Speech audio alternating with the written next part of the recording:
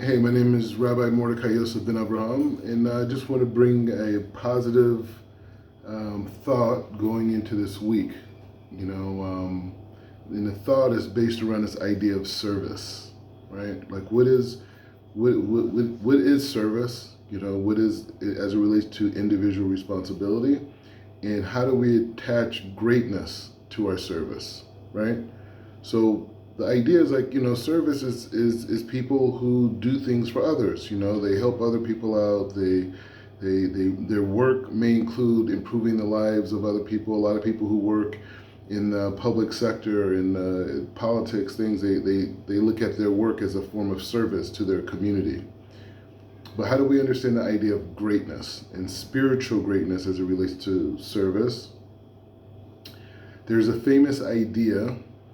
Well, I don't know if it's such a famous idea, but the same thing people say all the time. Like, so you go to somebody's house for Shabbat, and you say to them, you say like, "Wow, the food was amazing. This is so good, the food, right?" And people normally respond and they say, "Oh, you know what? The food is how good the food is based off of how the quality of the guest, right?" So the person who's hosting for Shabbat, they're cooking food, all this type of stuff, but the spirituality that infuses the food itself, they say, is based off of the quality of the guest, right?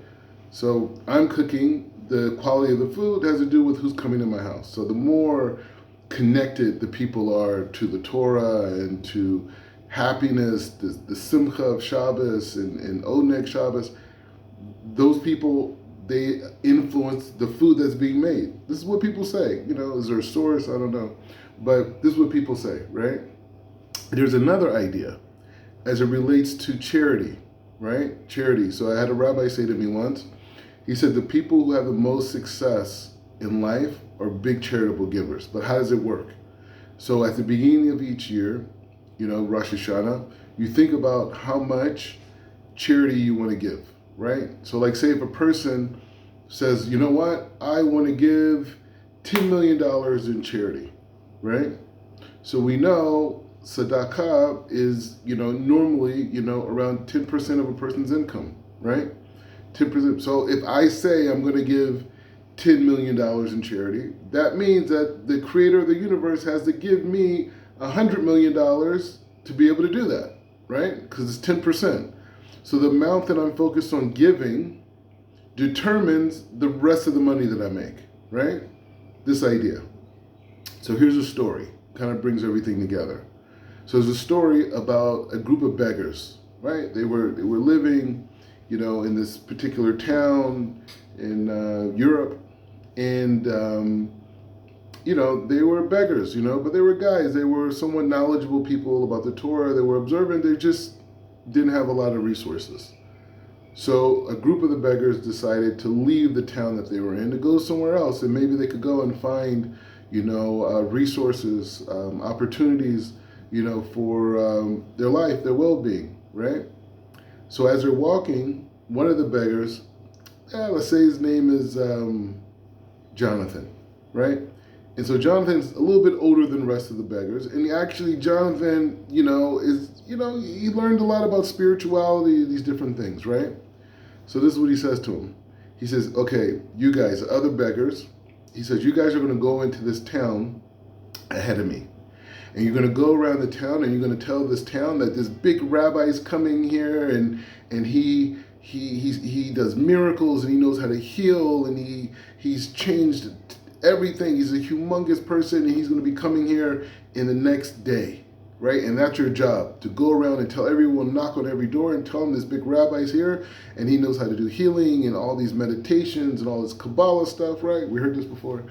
And he's going to be coming in town.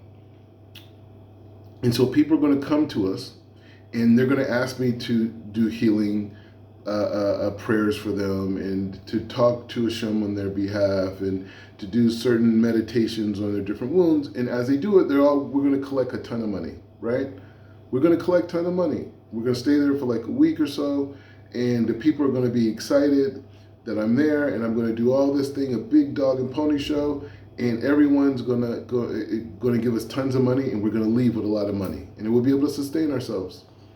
All right. maybe not the best way to look at things, but this is where they were at as beggars, right? So his friends do exactly that. They go into town, they knock on all the doors, they meet all these different people, and eventually 24 hours later, Jonathan comes in, right? He comes in, he's the big rabbi, and all these people are waiting for him. There's literally a line of people waiting to meet with him, right? So he goes to this local shul.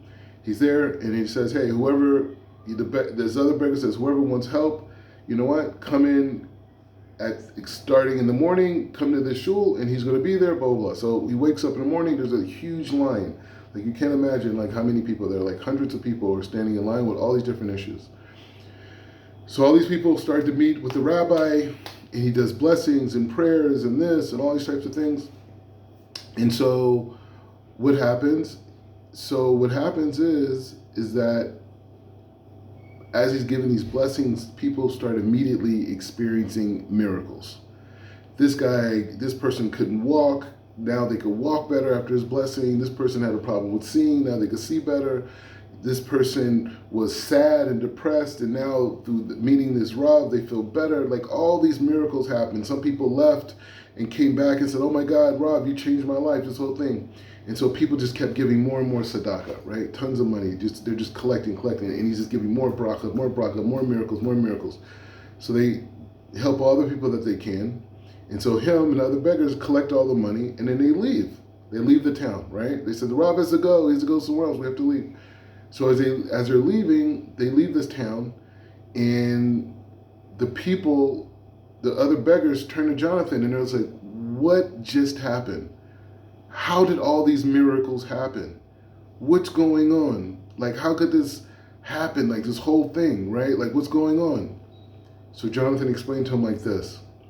He says, the way that the universe works, anytime you put yourself in a position to be responsible for others, and you have the thinking, the kavana, that everything comes from Hashem, everything comes from the creator of the universe, God will use you as a channel.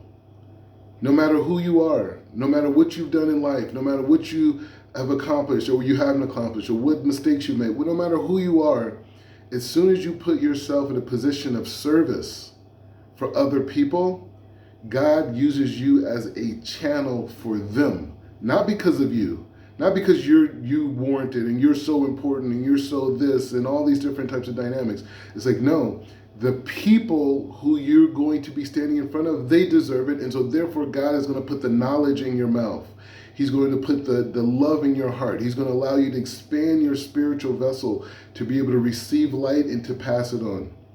And from this perspective, we can understand this idea of the Jewish people in Mitzrayim, right? There's a big discussion. Why did Hashem save them? What did they do? What did they do to merit it? It wasn't about the Jewish people per se. Yes, it was about them, but it was about all the people in the world that they were going to be affected, that were going to be affected by the story of the Jewish people and the success of the Jewish people. And that's why they had to be slaves. That's why they had to have no status in the world. That's why they were looked at as nothing, in essence, in Egyptian society and world society. Who are these people, right? In fact, they're a nuisance, right? They got all this power, and then they had to put them in slavery.